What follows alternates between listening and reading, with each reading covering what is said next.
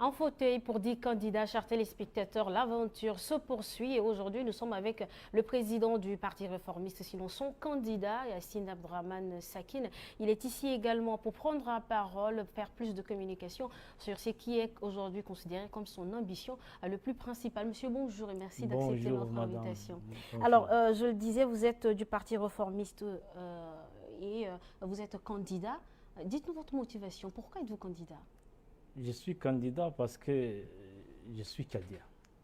Déjà. Et mon pays, le Tchad, souffre énormément. Souffre dans tous les domaines. Je dis bien dans tous les domaines. Raison pour laquelle, en tant que Tchadien, en tant que jeune, j'ai pris l'engagement devant Dieu, devant l'histoire, de m'engager en politique en créant les partis réformistes pour conquérir le pouvoir démocratiquement et mettre fin à la misère et au désordre et à la pauvreté dans laquelle se trouve notre pays depuis son existence. Vous parlez de misère et de pauvreté et de désordre. Exactement. De quel désordre parlez-vous? Au sommet de l'État? Non, mais oui, désordre dans tous les domaines. Aujourd'hui, sur le plan administratif, ça veut dire que ça ne marche pas. Sur le plan sanitaire, l'état de nos hôpitaux est catastrophique. Sur le plan militaire, ça veut dire qu'il y a des favoritismes, népotisme, clanisme quelque part. Donc l'État souffre dans tous les domaines. Ça veut dire que c'est ça le désordre. Le Tchad est dit comme un pays pauvre. Peut-être c'est les moyens qui manquent à ses dirigeants. Vous ne pensez pas? Non. Ce qui nous manque, c'est le manque de volonté politique. Tchad, qui vous a dit que Tchad est un pays pauvre? Non. Tchad est un pays bougrement riche. Riche. Mais ce qui nous manque, c'est la volonté politique pour mettre le pays sur les rails. Pourquoi j'ai dit ça? Volonté politique depuis donc, son existence. Tchad n'a jamais eu un président un peu patriote. Chaque président qui arrive, son objectif ultime, c'est s'enrichir et il pense qu'à ses parents. Raison pour laquelle aujourd'hui, on se retrouve dans une situation inexplicable, impensable. Parce que c'est impensable. Un pays pétrolier, un pays qui a tout, et les Tchadiens n'arrivent pas à manger. Les Tchadiens n'arrivent pas à envoyer leurs enfants à l'école. Les Tchadiens n'arrivent pas à se soigner convenablement. Parce que on ne peut pas comprendre ça.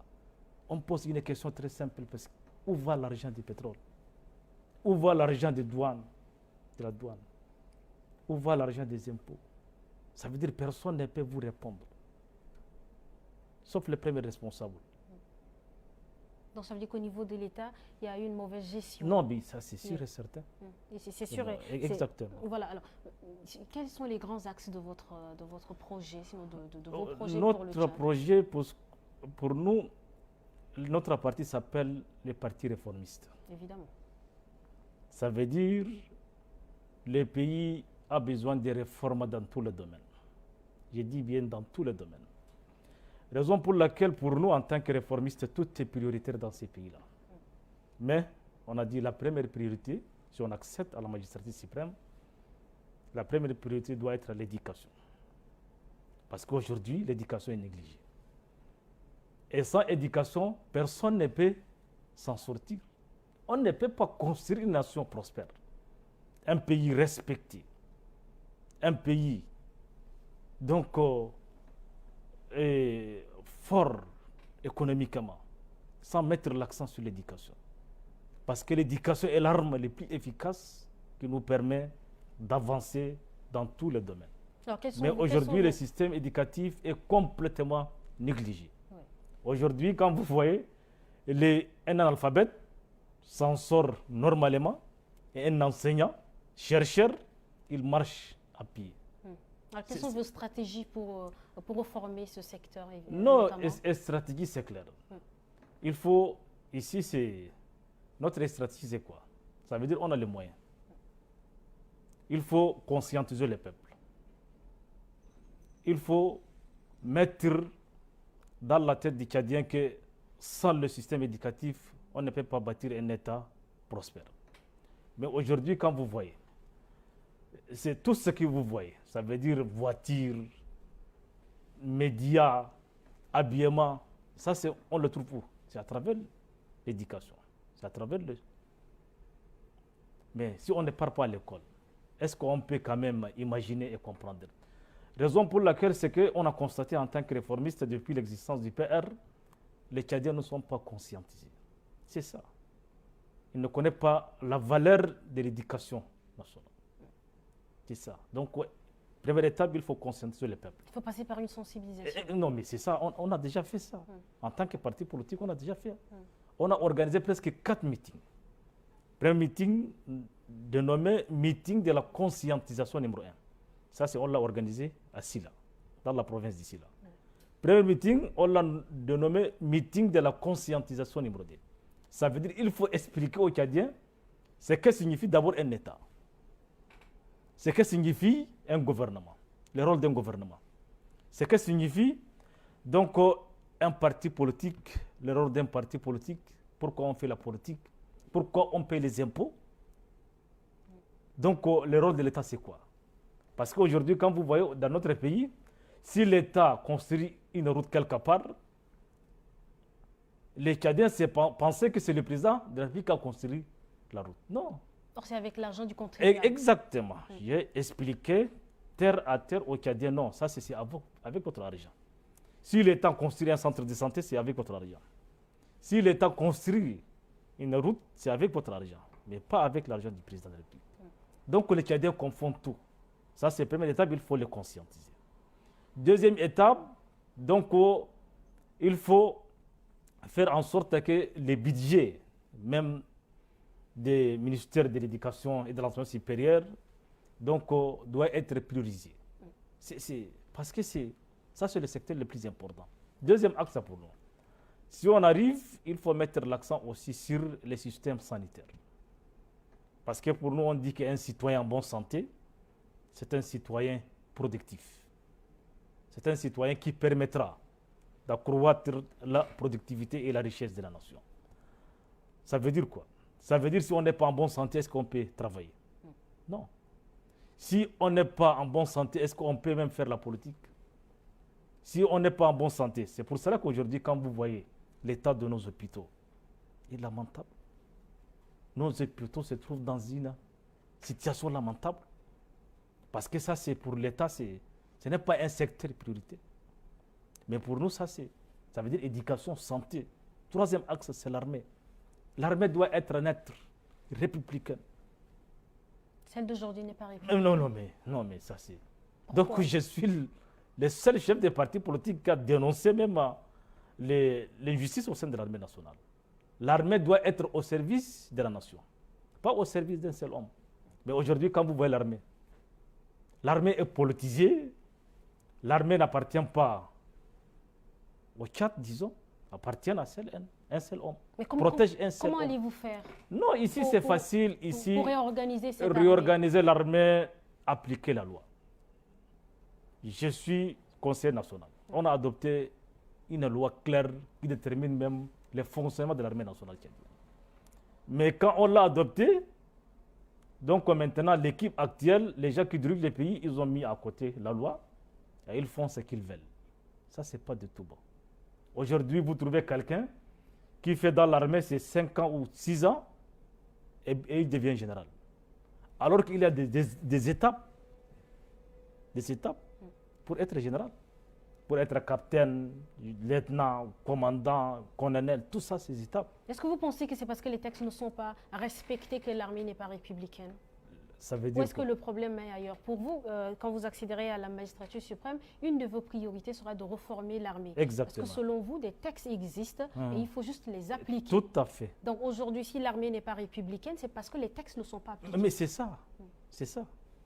Alors, c'est ça, Monsieur Yassine, est-ce que vous avez des représentants, le parti réformiste a des représentations dans tout le pays pour espérer une victoire à la fin de l'échéance? Donc pour le parti réformiste, on appelle ça, pour nous, c'est un parti presque exceptionnel.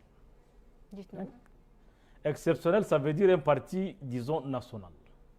Je peux défier n'importe quelle personne. Le PR est représenté presque dans tous les 23 provinces de notre pays. Le PR est représenté dans 20 pays du monde. Dans 20 pays du monde? Exactement. Donc j'étais récemment au Gabon. Et avant 8 mois, j'étais en France pour organiser une grande conférence de presse devant les militants et sympathisants du PR qui se trouvent là-bas. Donc, les partis, maintenant, en termes de représentation, ça veut dire que c'est connu par tous les Tchadiens. Parce qu'on a une page officielle, certifiée. Maintenant, si la personne voulait connaître les partis réformistes, ce que le PR a fait pendant son existence, pendant 6 ans, donc il tape sur notre page, ça veut dire sur Facebook, Parti réformiste, il va trouver notre page, c'est page certifiée. Donc il va connaître les partis réformistes. Parce que je ne vais pas dire n'importe quoi. Parce qu'aujourd'hui, nous sommes au XXIe siècle. Tout est clair. C'est le parti politique qui communique permanemment. Est-ce que c'est suffisant pour que les Tchadiens vous fassent confiance? Non, suffisant, ça veut dire quoi? Parce que les Tchadiens aujourd'hui connaissent qui est qui travaille pour eux et qui travaille pour lui. Okay. Il connaît Yassine, les Tchadiens connaissent parfaitement Yassine. Ce que Yassine a fait pour le pays. J'ai été souffert. On m'a mis en prison. J'ai été torturé. J'ai été harcelé dans ce pays-là. Donc, si quelqu'un d'autre à ma place, il allait même abandonner la politique. Mais pourquoi j'ai subi tout ça et je résiste toujours? Parce que ce que j'ai fait, pas pour moi, madame. Ce que j'ai fait parce que j'ai un pays qui souffre. Un peuple qui souffre. Un peuple qui a besoin d'un dirigeant honnête et responsable qui s'adresse à tous les Tchadiens sans distinction. Mais si un chef qui pense qu'il a ses parents, pense aux militants de son parti, ça veut dire que l'État ne peut pas s'en sortir. Nous sommes tous Tchadiens. Donc les chefs doivent être à la hauteur pour dire que nous sommes tous Tchadiens, nous sommes tous égaux devant la loi, et donc les richesses de notre pays devaient être partagées équitablement. Mais aujourd'hui, quand vous voyez, injustice totale, on applique la loi sur les uns, et les autres font ce qu'ils veulent dans ces pays-là. On appelle ça ces 2 poids 2 mesures. Un pays ne peut pas fonctionner comme ça.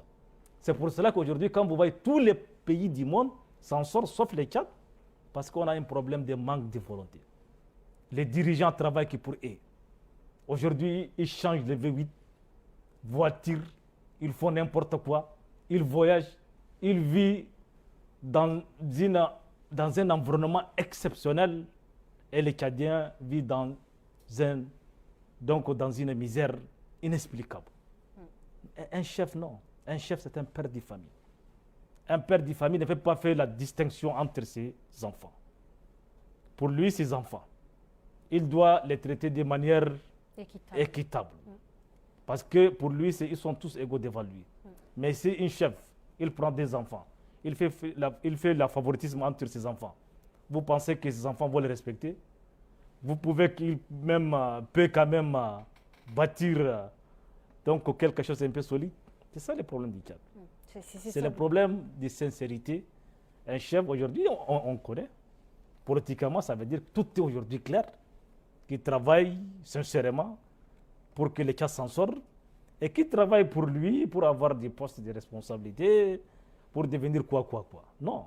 Ça veut dire ce que je vais dire aux Tchadiens pour le moment.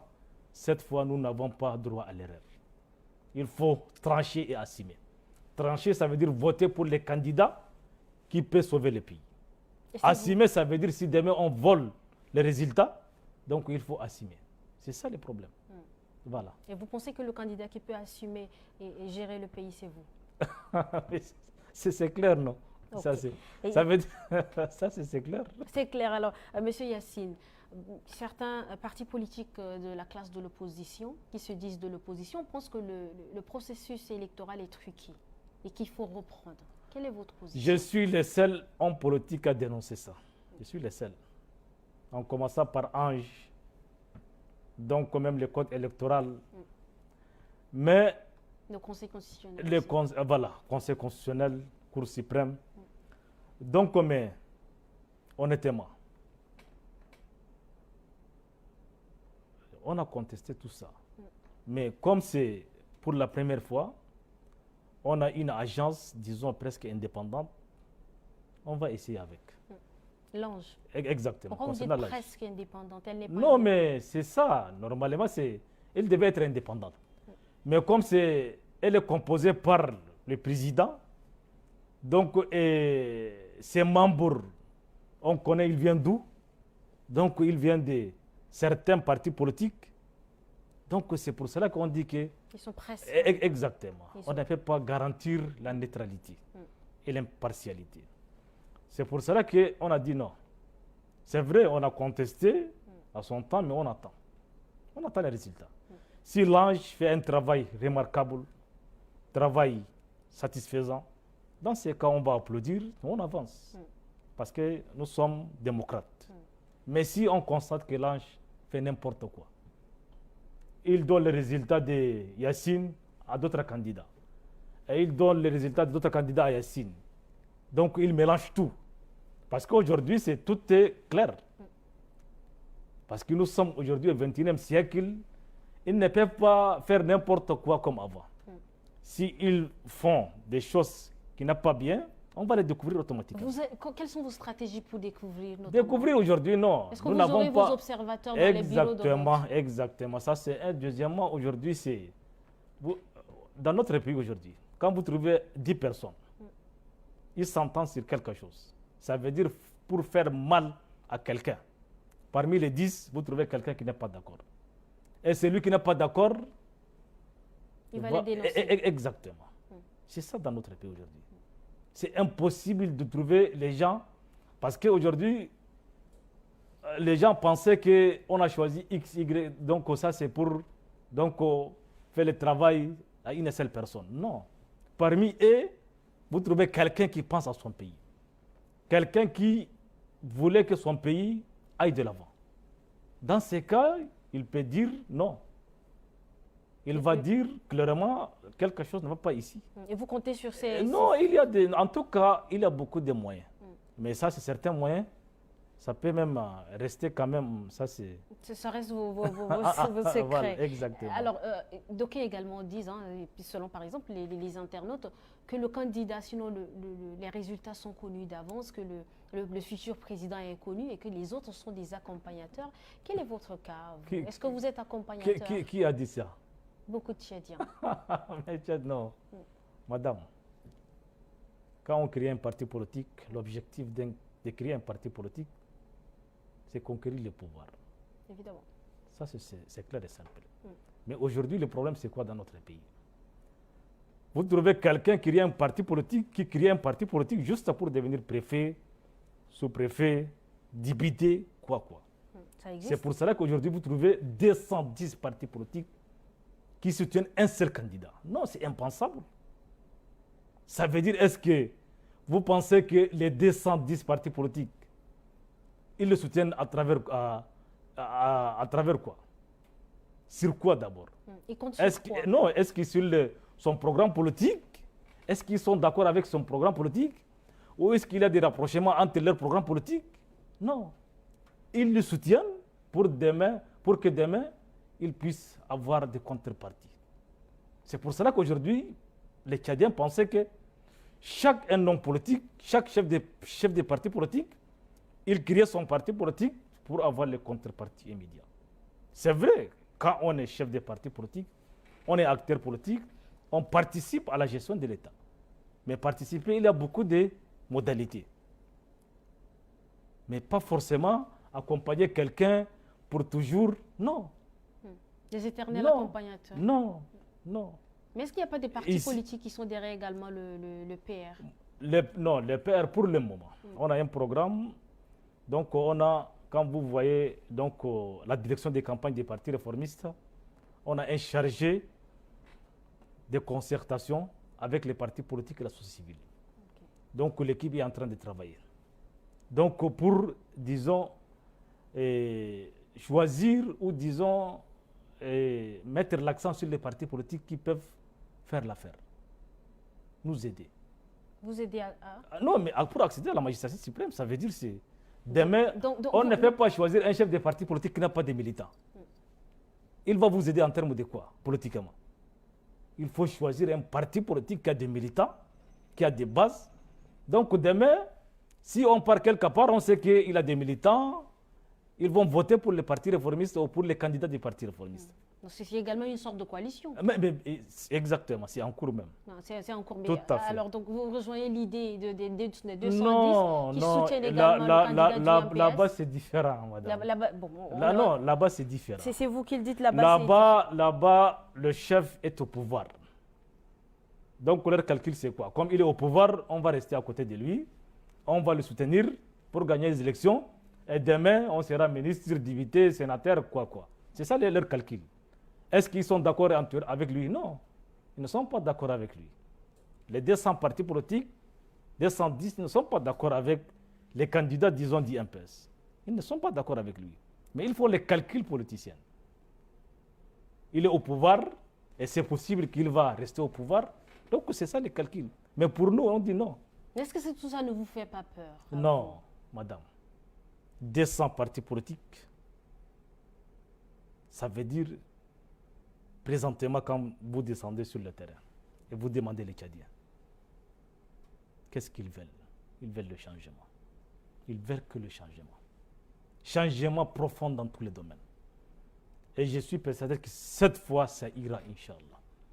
Cette fois, ça ira. Parce que ce pays a souffert depuis longtemps. On ne peut pas dire autant de Mohamed, ou autant de Marshall, ou autant de quelqu'un d'autre. Depuis son existence.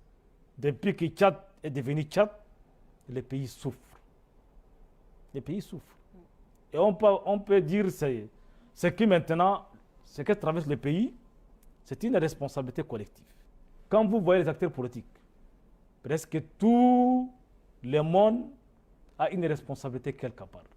Tout le monde a une responsabilité quelque part. Voilà. Quand vous cautionnez tout, ça veut dire que vous êtes d'accord avec ce qui se passe.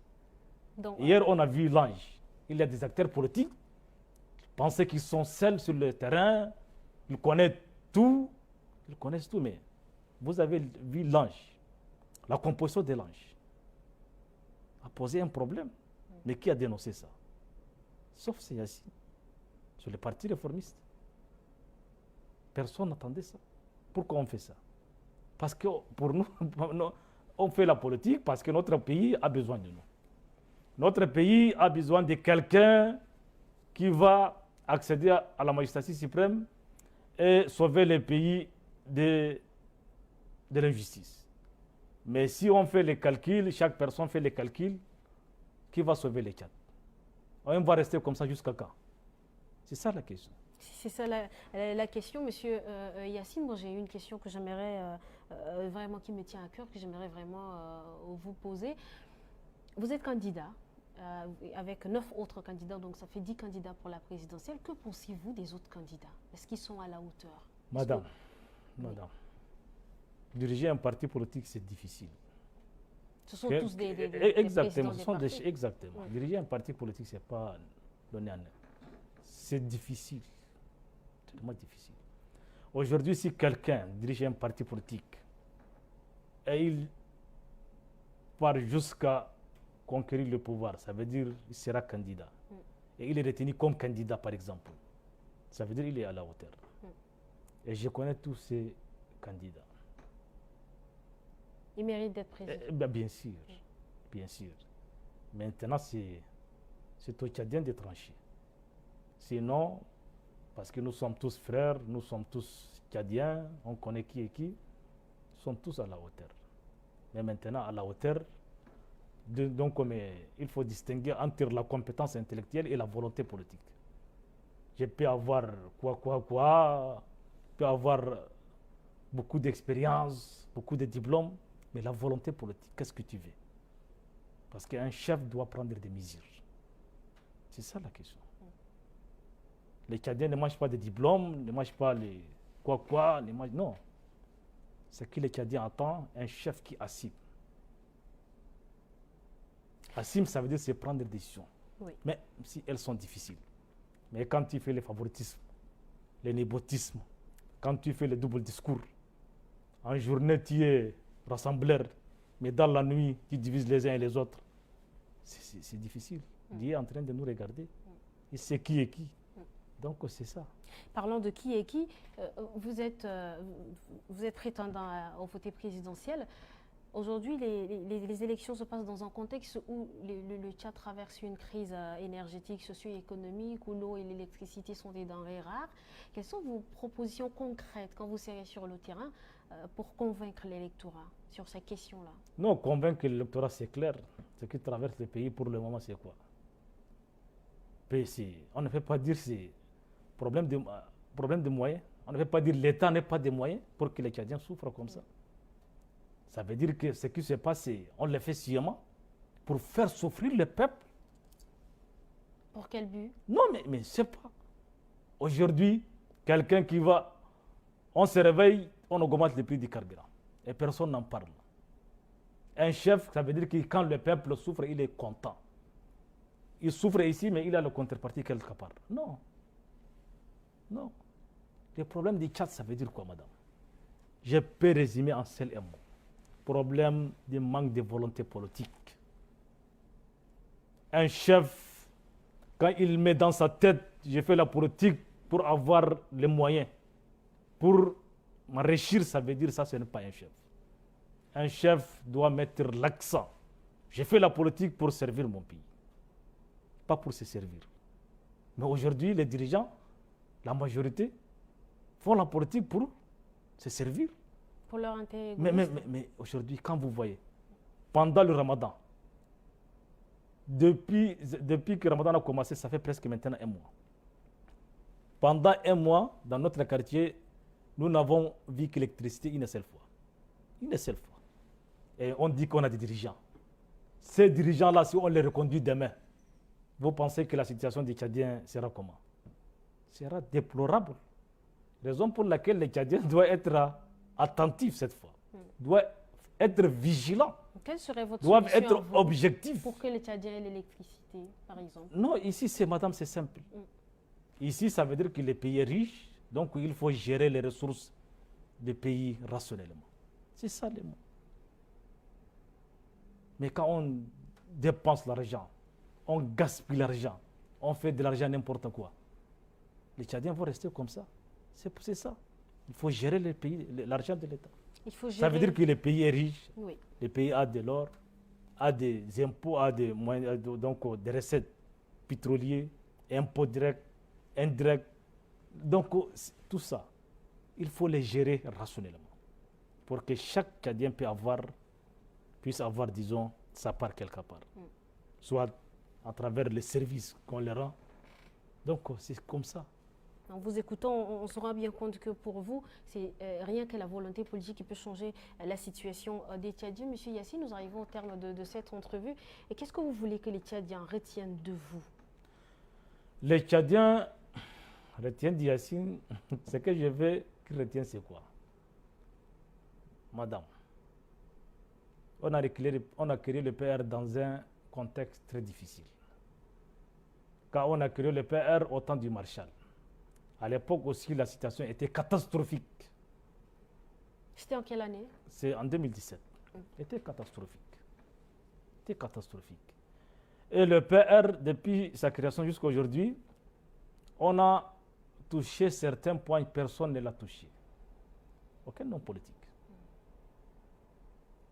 Maintenant, aujourd'hui, le président actuel de transition, il parle des réformes de l'armée nationale. La réforme de l'armée nationale vient d'où? C'est grâce à Yassine. Parce que j'ai pris le risque de dénoncer officiellement. C'est pour cela que le Marshal a suspendu notre formation politique pendant 3 mois. Donc on a fait beaucoup, malgré que nous ne sommes pas au sommet de l'État. Donc maintenant, ce que je veux que les Tchadiens retiennent, le pays traverse une situation tellement difficile. Et après un mois, donc on saura qui va diriger le pays après la transition. Donc ça, c'est une opportunité pour les Tchadiens, pour mettre fin